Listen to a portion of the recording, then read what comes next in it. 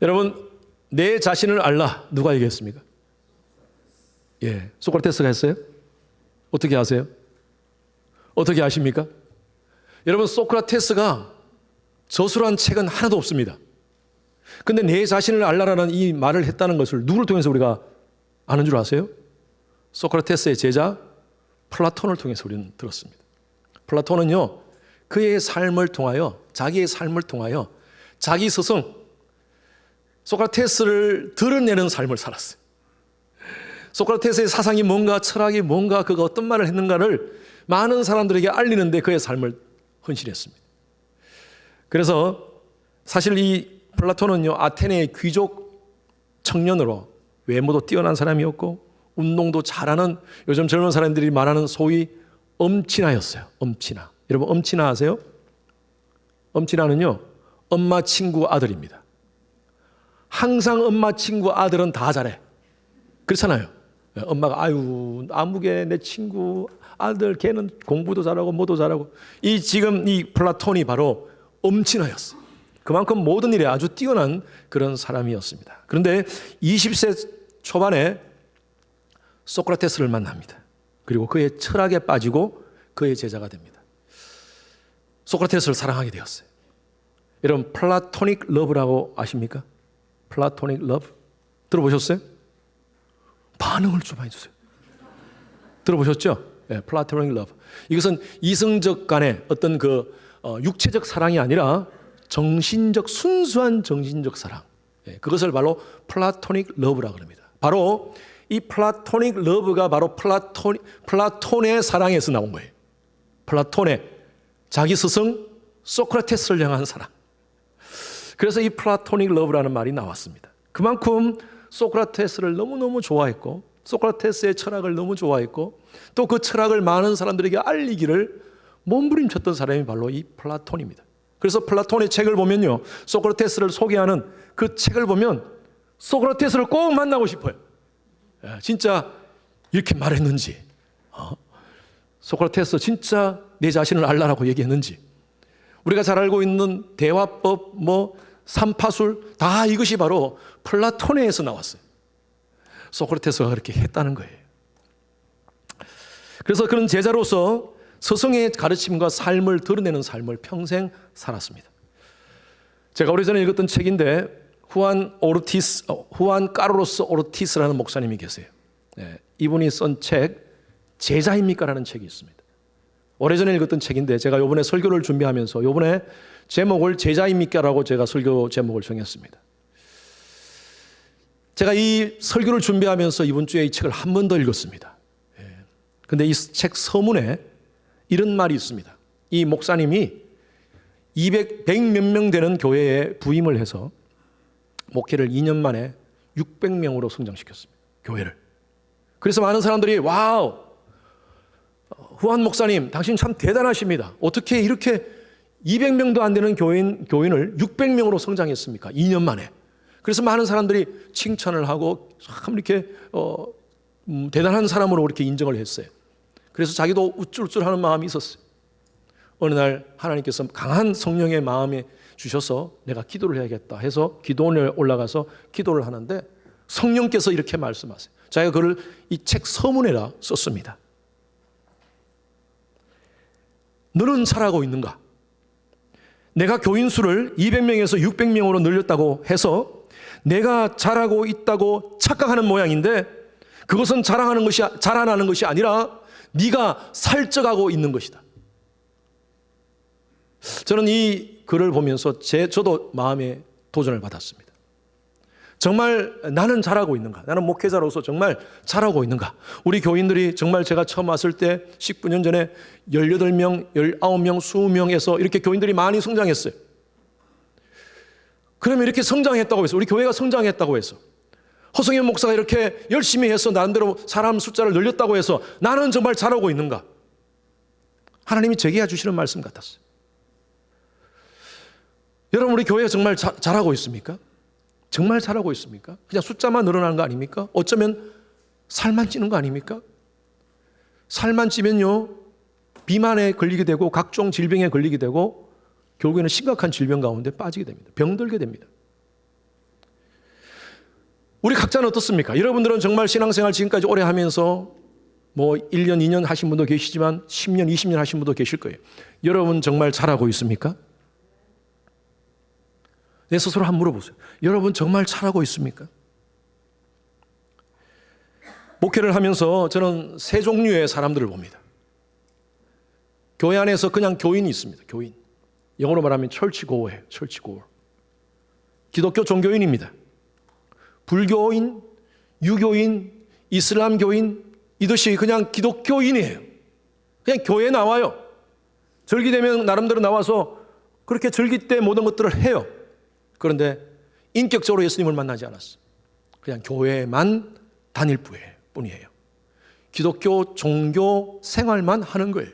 이런 사람을 교인 같아요. 전혀 변화가 없습니다. 전혀 변화가 없어요. 신자가 있습니다. 신자. 예수님을 믿는 사람이에요. 예수님의 십자가와 부활을 믿는 사람이에요. 예수 믿습니까? 하면 예, 아주 확신 있게 얘기를 합니다. 그런데 믿기는 믿는데 삶 속에서 예수의 맛이 나타나지 않아. 예수의 향기가 전혀 없어. 그냥 신자야. 예수만 믿는 사람이야.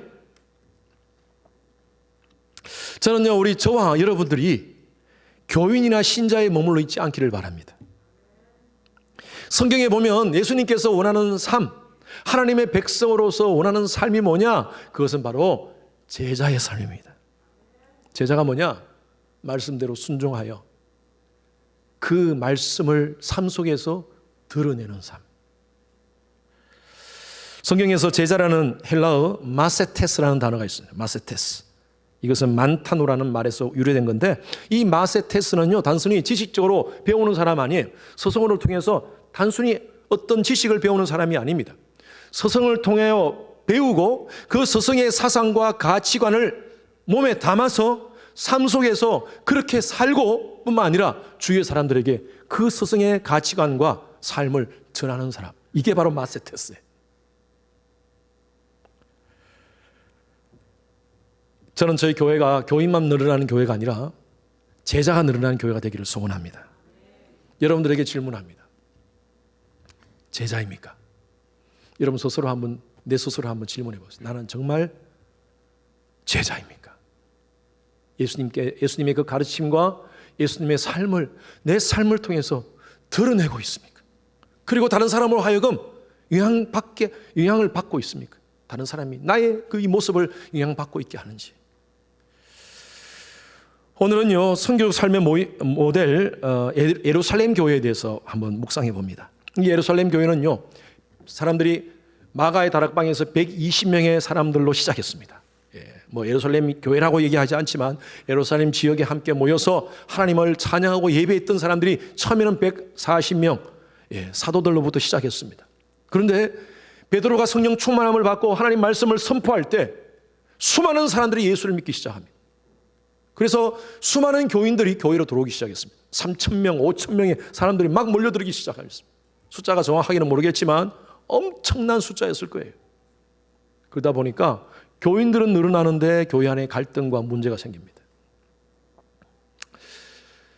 그런데 우리가 예루살렘 교회를 가만히 보면요, 이런 갈등 속에서 하나님의 제자, 그리스도의 제자들이 나타나기 시작합니다. 사도들에 의해서 영향을 받은 제자들이 나타나기 시작하면서 교회의 갈등이 잠재워지고 그것으로 끝나는 것이 아니라 이 제자들을 통하여서 제자화하는 일들을 해요.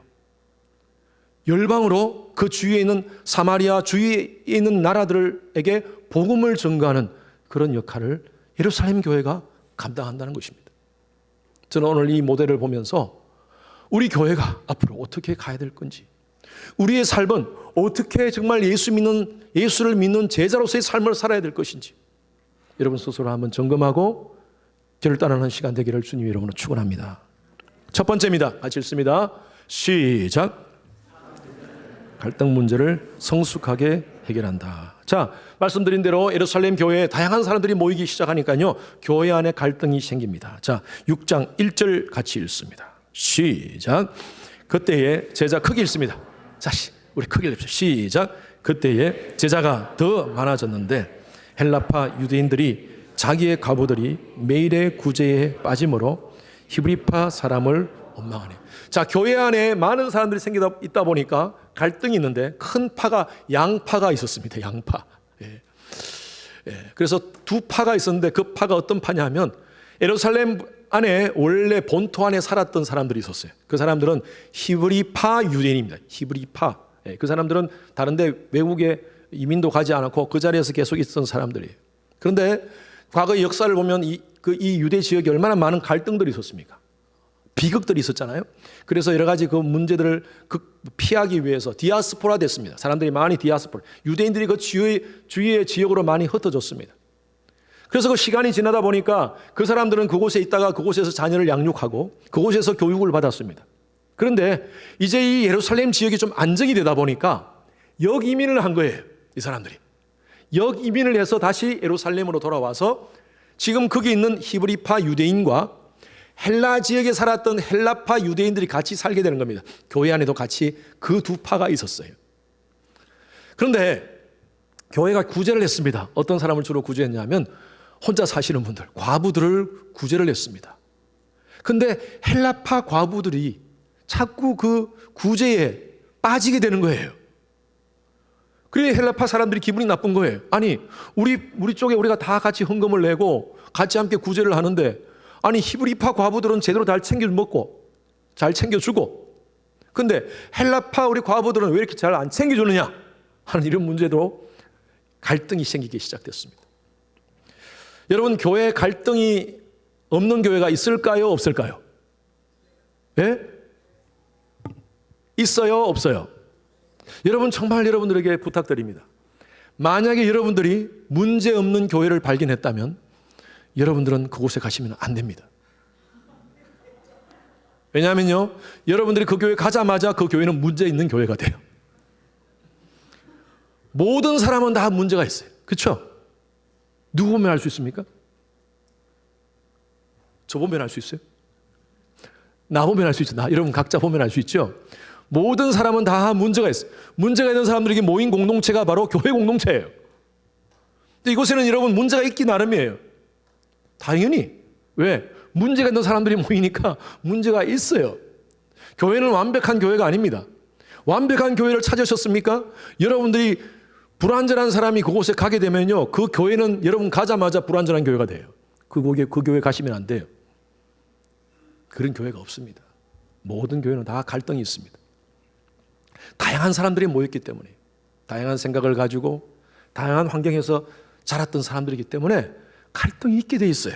문제는요, 이 갈등의 문제를 어떻게 해결하느냐가 문제예요. 교회 안에서 여러 가지 갈등이 있을 수가 있습니다. 부서 간의 갈등, 또 개인 간의 갈등, 또 구역 간의 갈등. 여러분 이 갈등을 가지고 계속 원망 불평하는 원불교인 되시면 안 됩니다. 원불교인 아시죠? 원망 불평하는 교인. 그러면 원불교인 되시는 거예요. 그래서 이 갈등의 문제를 어떻게 해결할 수 있느냐.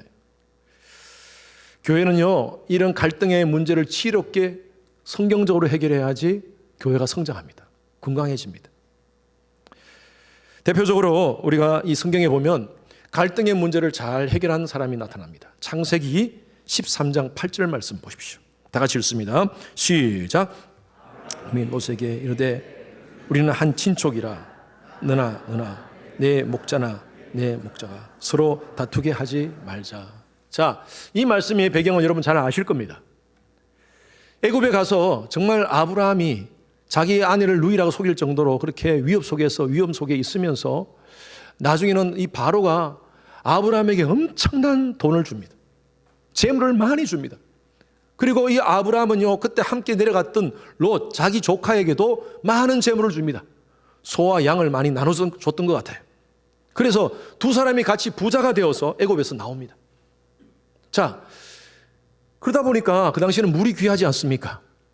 그래서 물을 서로 이 양들과 소떼들을 먹이려고 하다 보니까 롯의 목자들과 아브라함의 목자들이 서로 싸운다는 거예요. 이 소식을 아브라함이 듣습니다. 아브라함이 소매를 걷고 찾아갑니다. 롯, 야, 누구 때문에 네가 부자 됐어? 누구 때문에 너 소와 양을 이렇게 많이 갖게 되었어? 여기에 내 포션이 있는 거야. 그러니까 조용히 떠나 라고 하지 않고요, 아브라함이 보십시오, 자기 조카입니다. 그리고 이 아브라함이 자기가 가지고 있는 분깃이 있어요. 롯이 가지고 있는 것에. 그럼에도 불구하고 아브라함이 뭐라고 그러냐면요. 우리 서로 싸우지 말자. 싸우지 말고 우리 좋게. 네가 너하고 나하고 누구냐? 여기 보니까 뭐라고 그랬어요? 우린 친족이다. 친족. 제가 늘 말씀드린 대로 우리가 누굽니까? 따라하십시오. 우리가 남이가. 우리가 남이가. 예, 우리 옆에 분에게 한번 아내한테 남편한테 하면 우리가 남이가. 우리 남이 아니잖아요. 예수의 보혈로 구속받은 하나님의 자녀 아닙니까? 지금 아브라함이 롯에게 우리가 남이가. 그러면서 아브라함이 먼저 손을 내밀더래요. 우리 싸우지 말자.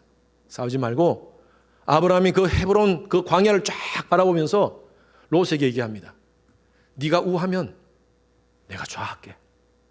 네가 좌하면, 네가 좌가 좋다 그러면 나는 우초로 갈게. 네가 먼저 선택해라. 그 선택권을요 롯에게 다 줍니다. 저는요 하나님께서 아브라함의 삶을 복 주신 이유가 바로 저는 여기 있다고 봅니다. 물론 하나님이 복 주시려고 작정하셨지만 아브라함의 태도가요 그런 마음을 갖는 것. 그런데 이 마음이 그냥 오지 않았어요. 하나님의 오늘 제가 이 말씀의 컨텍스트에 말씀드린다면 하나님의 제자로 훈련을 받았어요. 이미 애굽 땅에서 훈련을 받은 거예요. 실패를 통하여서, 실수를 통하여서. 아내를 누이라 속였지 않습니까? 근데 밤에 하나님이 나타나가지고 기적을 베풀어 주셨어요.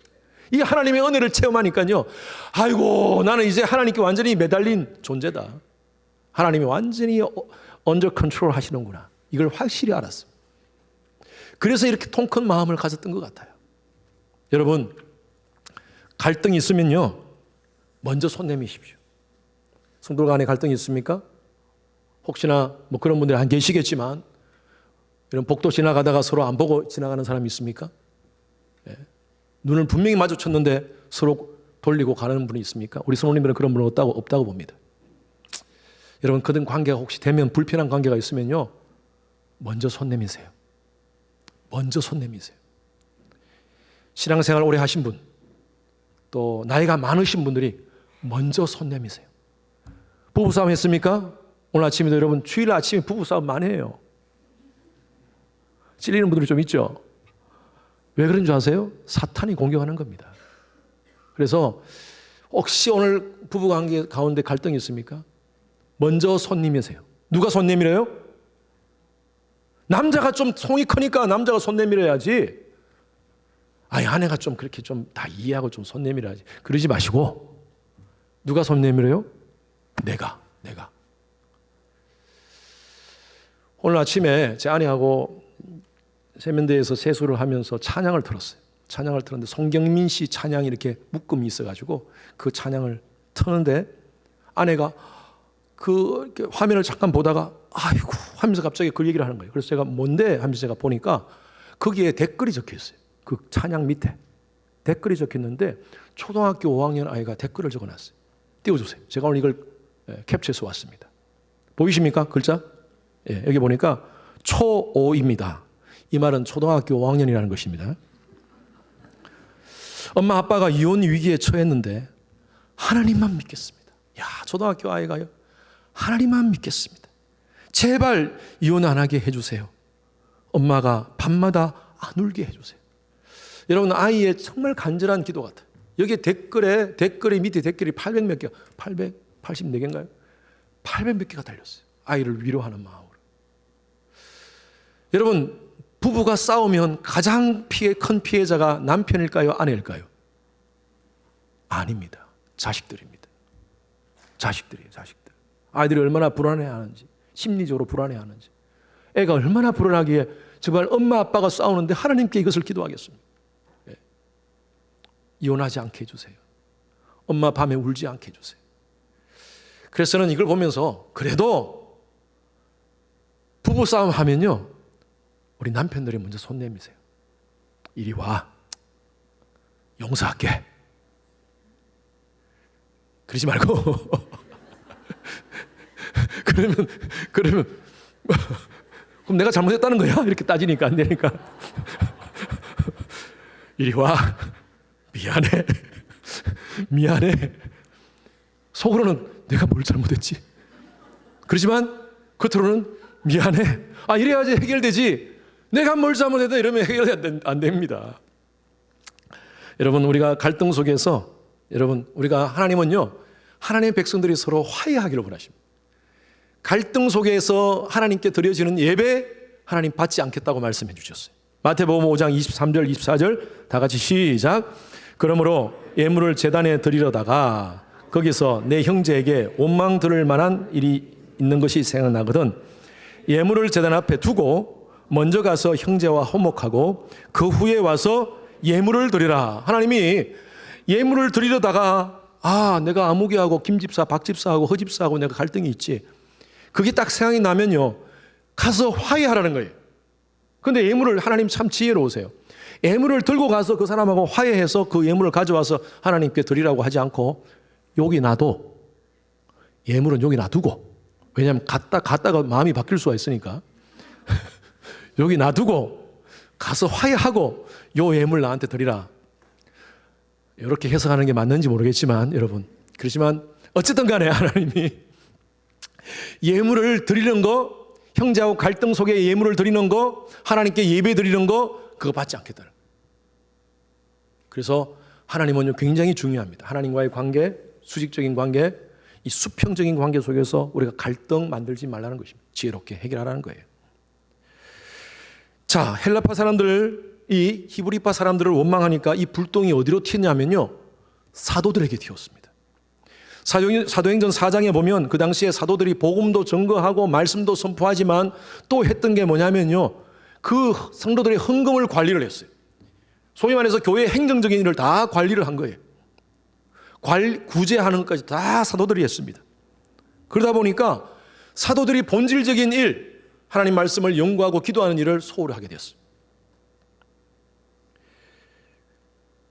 지금은 우리 성도들이 갈등을 저한테 가져오지 않습니다. 참 감사하게도 우리 성도들이 많이 성숙하신 것 같아요. 또 성도들이 많다 보니까 성도들이 그렇게 얘기해요. 제가 나중에 알고 전화를 하잖아요. 그러면 목사님 바쁘신데 이런 것까지 신경 쓰게 안 하고 싶어서 제가 얘기를 안 했습니다 라고 나중에 얘기하시는 분이 있어요.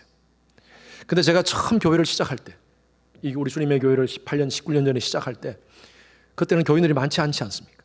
그래서 성도들 간의 갈등의 모든 문제가 다 저한테 옵니다. 그리고 어떤 분은 전화 와가지고, 목사님, 아무개 집사 교회 안 떠나면 내가 떠나겠습니다.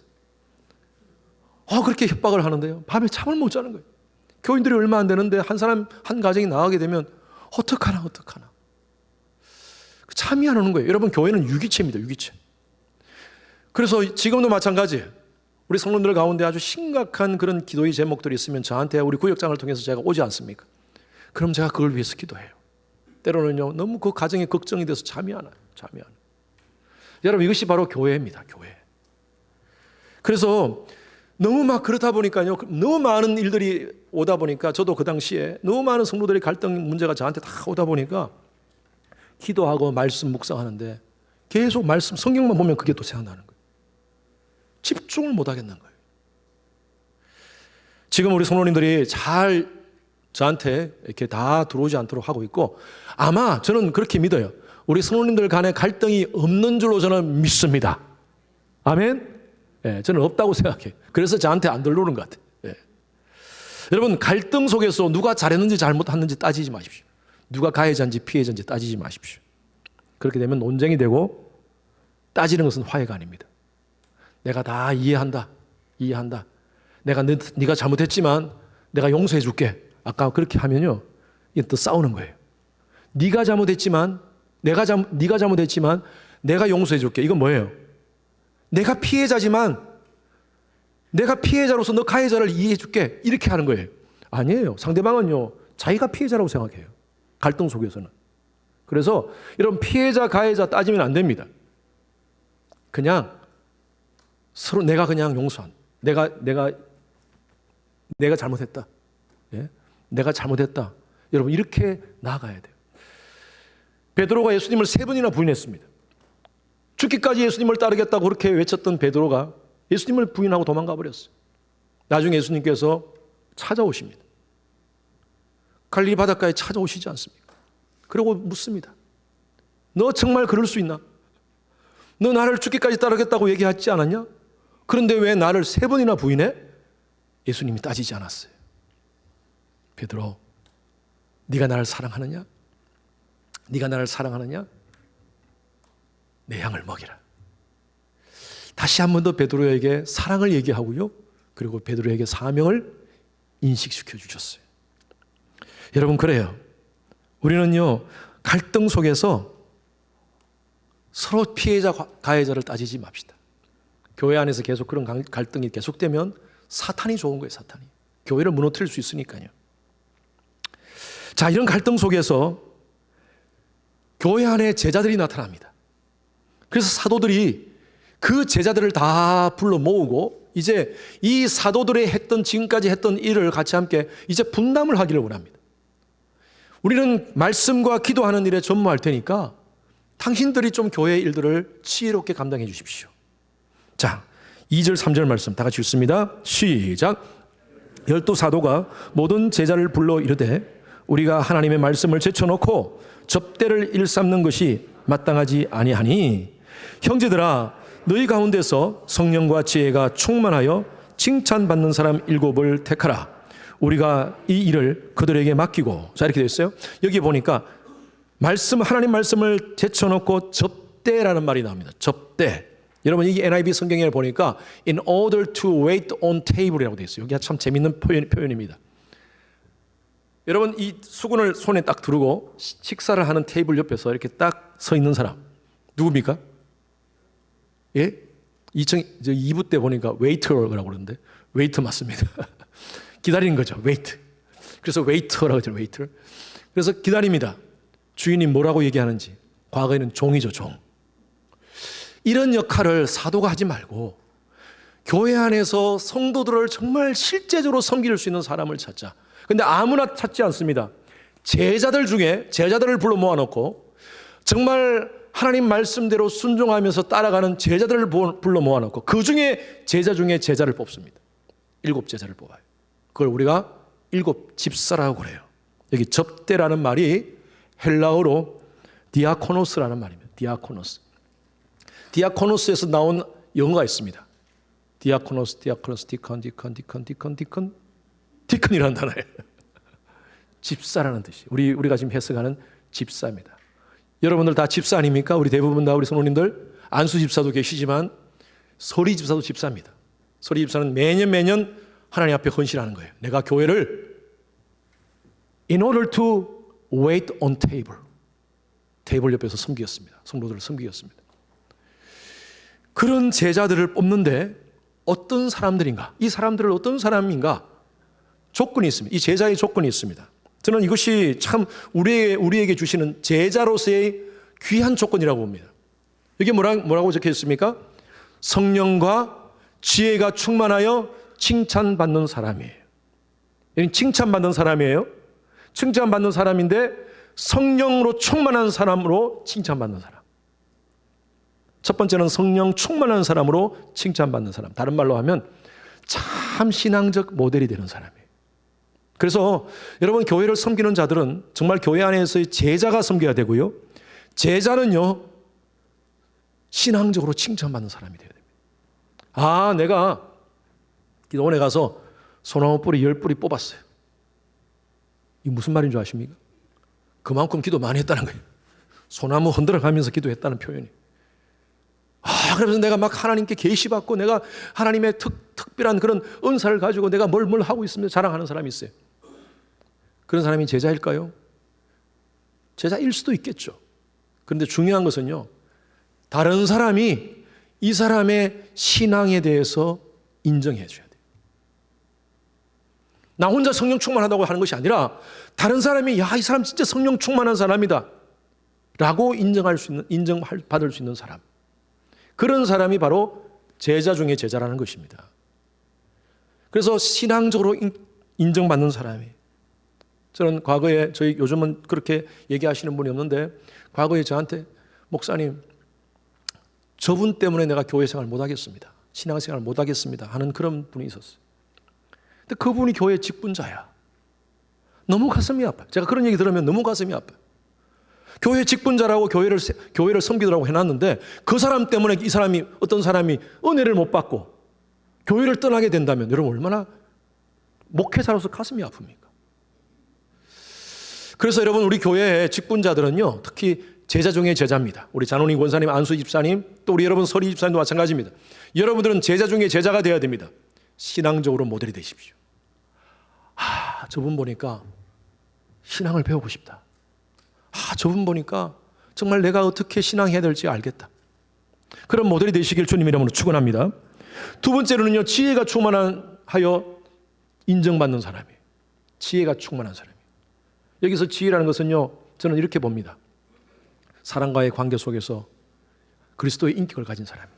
사랑, 희락, 화평, 인내, 자비, 양선, 충성, 온유, 절제의 그 모습을 가지고 이 사람 옆에 가면 정말 좋은 인격의 냄새가 나타나는 사람. 그런 사람이 바로 지혜로운 사람이에요. 그래서 제가 정리를 하면 정말 교회 안에서 직분자로서 제자 중에 제자로서 하나님 앞에 쓰임받기 위해서는요, 신앙적으로 모델이 돼야 되고 인격적으로 모델이 돼야 됩니다. 부족하시다고 생각하십니까? 몸부림칩시다. 아멘.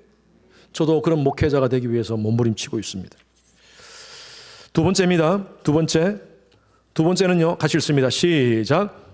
제자는 심령이 말씀으로 체화되어 선교적 삶을 산다. 자, 6장 7절 말씀 읽습니다. 시작. 하나님의 말씀이 점점 왕성하여 예루살렘에 있는 제자의 수가 더 심히 많아지고 허다한 제사장의 무리도 이 도에 복종하니라. 제가 이 말씀을 읽으면서 너무나 은혜를 받아서 제가 오늘 본문 말씀으로, 주제 말씀으로 정했어요. 여러분, 이 교회의 갈등이 점점 사라지면서 제자들이 많아지기 시작하는데 이 제자들이 하나님 말씀을 받습니다. 사도들이 선포하는, 요즘 말하면 목회자가 강단에서 선포하는 그 말씀이 교회를 섬기는 제자들이 그 말씀을 받습니다. 여기 성경에 보니까 참 은혜스러운 단어가 있습니다. 영어 성경의 번역을 spread라고 되어 있는데 So the word of God spread라고 되어 있어요. 하나님 말씀이 어떻게 되었어요? Repeat after me. Spread. 다 아는 단어죠? 예.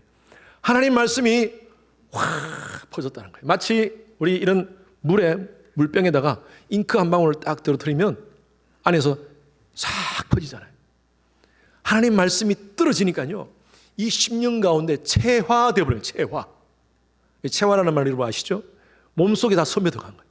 하나님 말씀이 스며들어가서 점점 그 교회에 제자의 수가 많아지기 시작합니다. 할렐루야.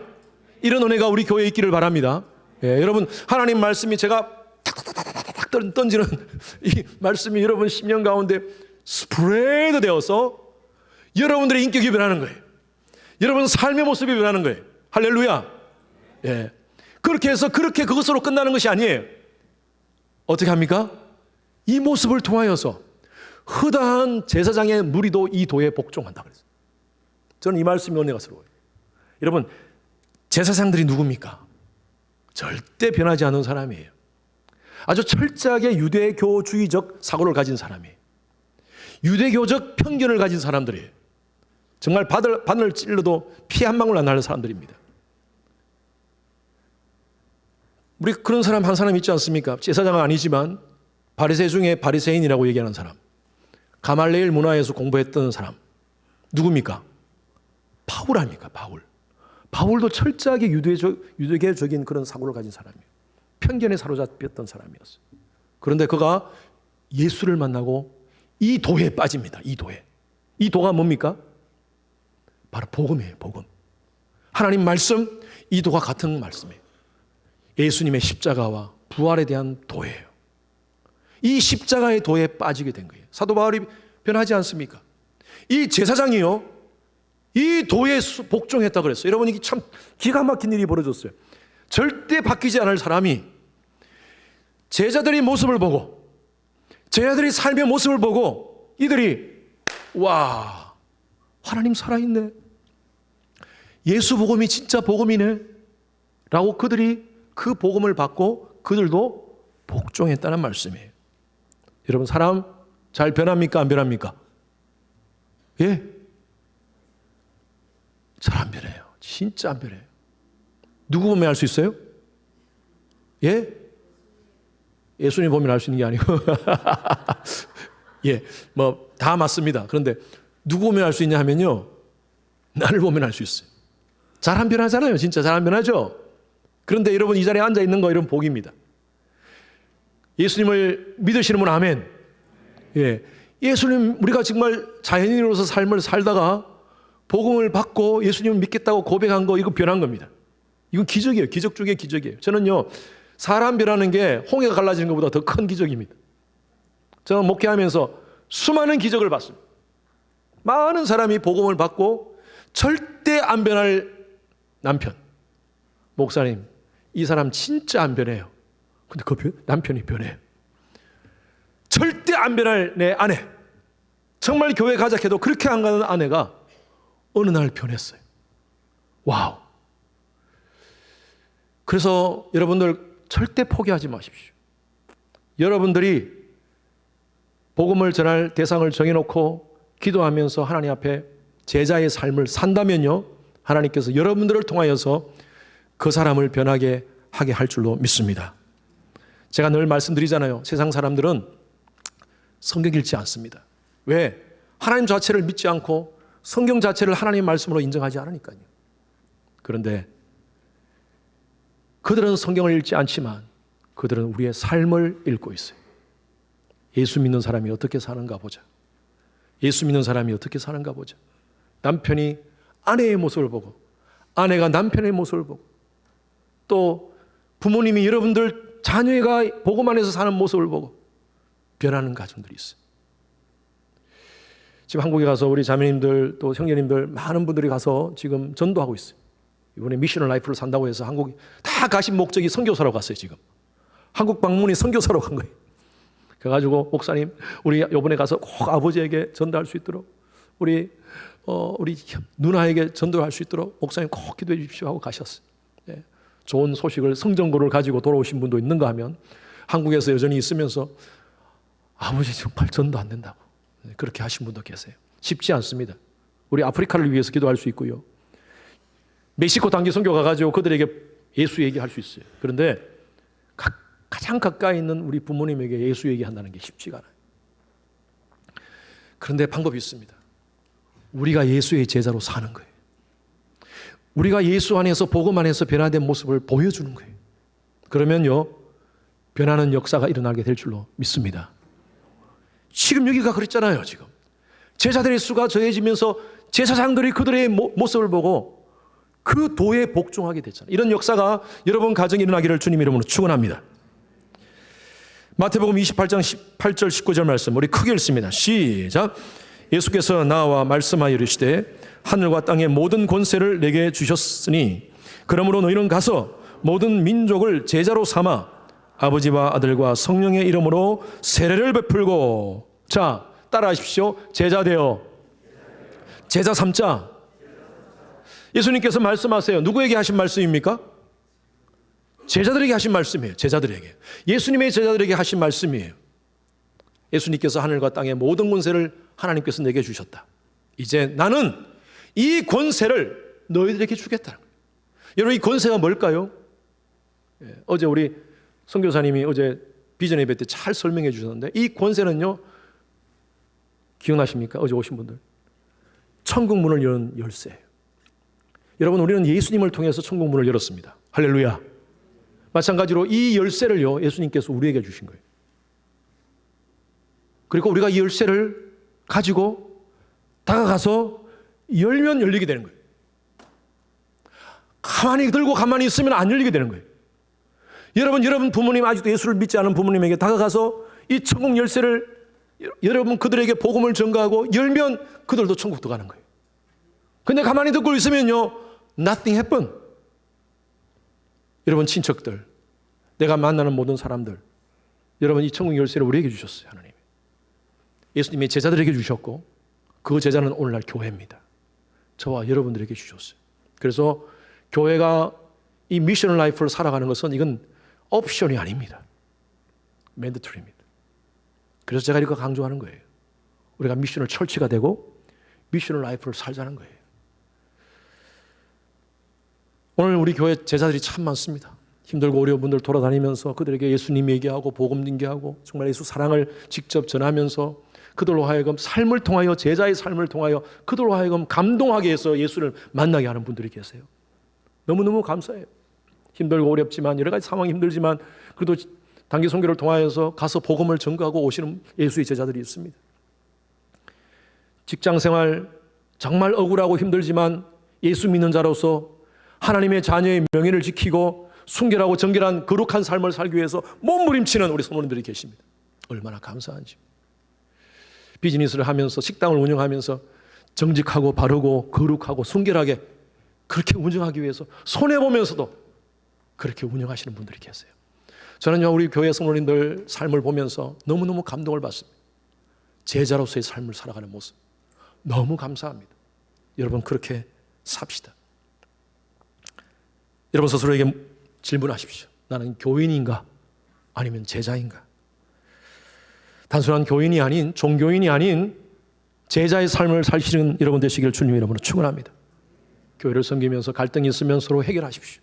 그리고 여러분 10년 가운데 하나님 말씀이 스프레드 되어서 그 말씀을 가지고 우리 주위의 많은 사람들에게 복음을 스프레드 시키는 그런 제자가 되기를 바랍니다. 여러분들은 교회에서 우리의 신앙생활은 교회에서만 아닙니다. 우리의 신앙생활은요, 교회 밖에 나가면서부터 시작되는 겁니다. 제가 어느 교회, 미국 교회를 방문했는데 그 교회 예배를 드리고, 그때 아마 제 기억으로 휴가 때인 것 같아요. 휴가 때 예배를 드리고 나가는데 한 문구를 봤습니다. 그 교회는요, 이 문구가 들어올 때는 안 보여요. 나갈 때만 보여요. 이렇게 적혀 있었어요. 이거 제가 찍은 것도 아니고 제가 그냥 지나갔는데 제가 인터넷에서 찾았습니다. You are now entering the mission field. 당신은 지금부터 미션 필드로 나갑니다. 그래서 새로운 교회 가면 제가 이거 만들어 놓을 거예요. 미션 필드는 여기가 아니라, 여러분 예배 드리는 장소, 이 장소가 아니라 여러분들의 삶의 현장입니다. 여러분들이 비즈니스 하는 현장, 직장 생활하는 현장, 여러분 그곳에서 세상 사람들은 여러분을 통하여 예수를 보기를 원합니다. 예수의 제자로 삽시다. 아멘. 쉽지가 않아요. 쉽지가 않지만 하나님께서 우리와 동행해 주시리라 믿습니다. 먼저 우리 자신이 하나님 말씀 앞에 경외함으로 섭시다. 하나님 말씀이 우리 10년 가운데 스프레드 될 수 있도록 그렇게 결단하는 여러분 되시길 바랍니다. 이 시간 우리 찬양팀 나오시고요, 우리 함께 이 말씀 앞에서라는 이 찬양 같이 함께 합시다. 하나님 말씀에 두려워 떠는 자,